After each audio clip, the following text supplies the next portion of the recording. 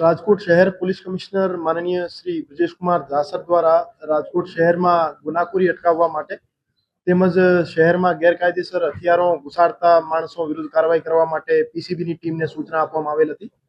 PCB PI Shri M R Gondaliya સાહેબના નેતૃત્વમાં PSI Shri R K Jadeja અને તેમના સ્ટાફ કુલદીપસિંહ જાડેજા, વિજયભાઈ મહેતા અને યુવરાજસિંહ રાણાને એક બાતમી મળી હતી. આ બાતમીના આધારે ગઈકાલે રાત્રે કુવાડવા પોલીસ સ્ટેશન વિસ્તારમાં બે માણસોને 5 દેશી બનાવટના ગેરકાયદેસર હથિયાર અને 20 કાર્ટ્રીજ સાથે અરેસ્ટ કરવામાં આવેલ હતા. અને પૂછપરછ દરમિયાન જાણવા મળ્યો કે એ જે મુખ્ય સપ્લાયર છે, જેનું નામ શકીલભાઈ સાદિકભાઈ મંસૂરી છે, એ ધાર જિલ્લાથી આવતો હતો અને અહીંયા રેગ્યુલર હથિયાર સપ્લાય કરતો હતો. અને અગાઉ પણ ચોટીલાના રહેવાસી અને થાનગઢના રહેવાસી 3 બીજા આરોપીઓને હથિયાર સપ્લાય કરી ચૂક્યો છે. તો એમને પકડીને એમની સાથે જગ્યા ઉપર જઈ અને બીજા 11 હથિયાર અને 10 કાર્ટ્રીજ બરામદ કરવામાં આવેલ હતા. તો આ રીતે કુલ 5 આરોપીઓ પાસેથી 16 ગેરકાયદેસર દેશી બનાવટના હથિયાર અને 30 કાર્ટ્રીજ બરામદ કરવામાં આવેલ છે. અને હજુ એ આરોપીઓના 4 દિવસના રિમાન્ડ મેળવી એમની પૂછપરછ કરવામાં આવી રહી છે.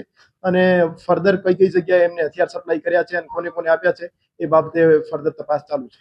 રાજકોટમાં આટલા હમણાં થોડી વારમાં ફાયરિંગની ઘણી ઘટનાઓ થઈ છે, તો આ લોકો સપ્લાયર હતા, એમાં કઈ હત્યાઓ કર્યો, કઈ પ્રાથમિક તપાસમાં કઈ જે રિસેન્ટ તાલુકા વિસ્તારનો મર્ડરનો બનાવ છે, એ બનાવ સાથે આ જે હથિયાર પકડાયેલા છે એનો કોઈ ડાયરેક્ટ લિંક નથી. પણ અમે સમય સમય પર જે રાજકોટ શહેરમાં ગેરકાયદેસર હથિયાર સપ્લાય કરતા માણસો છે એના વિરુદ્ધ કાર્યવાહી કરવાની ડ્રાઈવ કરતા હોઈએ છીએ. આ ડ્રાઈવના દરમિયાન આ માણસને અરેસ્ટ કરવામાં આવેલ છે. हमारी पूछपरछમાં આ સામે આવ્યું છે કે છેલ્લા 1 મહિનામાં એને 16 હથિયાર સપ્લાય કર્યા છે. પણ રિમાન્ડ દરમિયાન એની ફર્ધર પૂછપરછ કરવામાં આવશે અને બીજા કોઈ પણ જગ્યાએ એને હથિયાર આપ્યા છે તો એમની પાસેથી પણ અમે બરામદ કરીશું. એમાં 5 પૈકી 3 જે આરોપી છે, જેમાં જયસુખ ઉર્ફે જેસો વાઘેલા છે, એમના વિરુદ્ધ 9 ગુના દાખલ થયેલા છે, જેમાં આર્મ્સ એક્ટના, પ્રોહિબિશન એક્ટના અને અટેમ્પ્ટ ટુ મર્ડરના ગુના દાખલ થયેલા છે. આરોપી ગાવસ્કર ઉર્ફે દર્શન જે આરોપી છે એના વિરુદ્ધ સાપર વેરાવળમાં અને ગાંધીગ્રામ પોલીસ સ્ટેશનમાં આર્મ્સ એક્ટનો ગુના દાખલ થયેલા છે. આરોપી પ્રદીપભાઈ કરપડા જે છે એના વિરુદ્ધ પણ ચોટીલામાં પ્રોહિબિશન અને આર્મ્સ એક્ટના ગુના દાખલ થયેલા છે.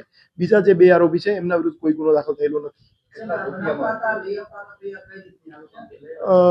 એ મુખ્ય સપ્લાયર જે શકીલભાઈ સાદિકભાઈ મંસૂરી છે, એ ધાર જિલ્લા મધ્યપ્રદેશનો રહેવાસી છે.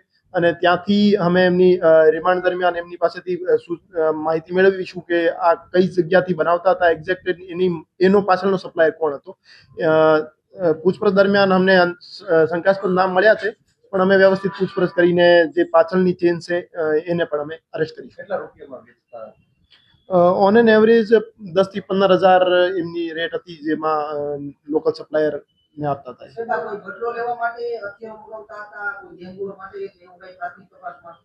આ બાબતે એની ચોક્કસ કઈ માહિતી જાણવા નથી મળી કે એમનો કોઈ પર્ટિક્યુલર મોટિવ હતો. એ જ્યાં સુધી અમારું માનવું છે કે પોતપોતાની રીતે ઇન્ડિવિજ્યુઅલ જે છે જેને હથિયાર રિક્વાયરમેન્ટ હોય એને હથિયાર આપતા હતા, પણ એ આપસમાં એનો કોઈ લિંકેજ હોય એ હજુ સુધી સામે આવ્યું નથી.